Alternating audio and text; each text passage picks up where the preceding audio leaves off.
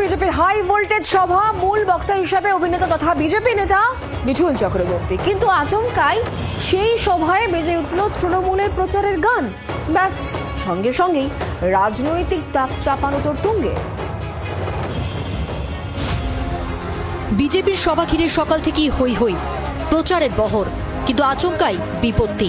গেরুয়া শিবিরের সভার আগেই বেজে উঠল শাসক দলের প্রচারের গান। ব্যাস, তারপর হাই ভোল্টেজ ড্রামা শুরু হতে বেশি সময় লাগলো না। মঙ্গলবার ভাতারে বিজেপির পরিবর্তন সংকল্প সভা ছিল। ওই সভার প্রধান বক্তা ছিলেন অভিনেতা তথা বিজেপি নেতা মিঠুন চক্রবর্তী। মিঠুনকে সামনে রেখে এলাকায় কদিন ধরেই ঢালাও প্রচার চালায় গেরুয়া শিবির। মঙ্গলবার সকালেও তার ব্যতিক্রম হয়নি। ভাতার বাজার সংলগ্ন এলাকায় বিজেপির প্রচারের গানও চলছিল। আচমকাই তাল কাটল। বিজেপির মাইক থেকে কানে এলো, যতই করো হামলা আবার জিতবে বাংলা। তৃণমূলের প্রচারের গান। বিজেপির সভায় তৃণমূলের গান চালু হতেই শাসক দলের কয়েকজন কর্মী বিষয়টি মোবাইল বন্দি করে সামাজিক মাধ্যমে পোস্ট করতেই ভাইরাল হয়ে যায়।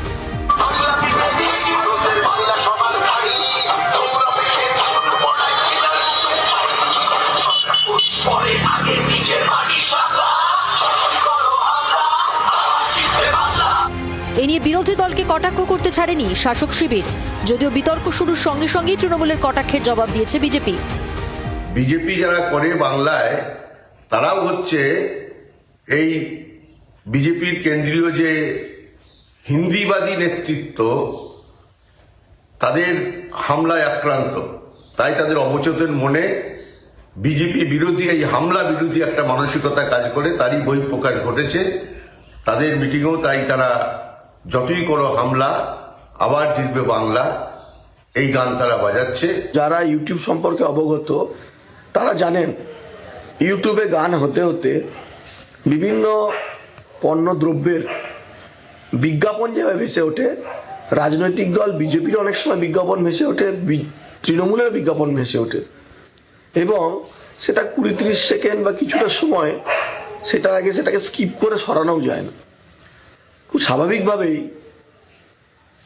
বিজেপির পক্ষে গান চলতে চলতে ইউটিউবের বিজ্ঞাপনে তৃণমূলের একটি গান চলেছে, সেটাকে নিয়ে এখন তৃণমূল একটা বাজার গরম করার চেষ্টা করছে। কয়েকদিন আগে পূর্ব মেদিনীপুরের দুজন তৃণমূল নেতাকে অমিত শাহ জিন্দাবাদ, শুভেন্দু অধিকারী জিন্দাবাদ স্লোগান দিতে দেখা গিয়েছিল। আর তা নিয়ে বিজেপি কটাক্ষ করতে ছাড়েনি। আর এবার উলট পোড়ান। ফুলে ফুলে কি ভুলের প্রতিযোগিতা শুরু হয়েছে, নাকি মন কি বাত বেরিয়ে আসছে?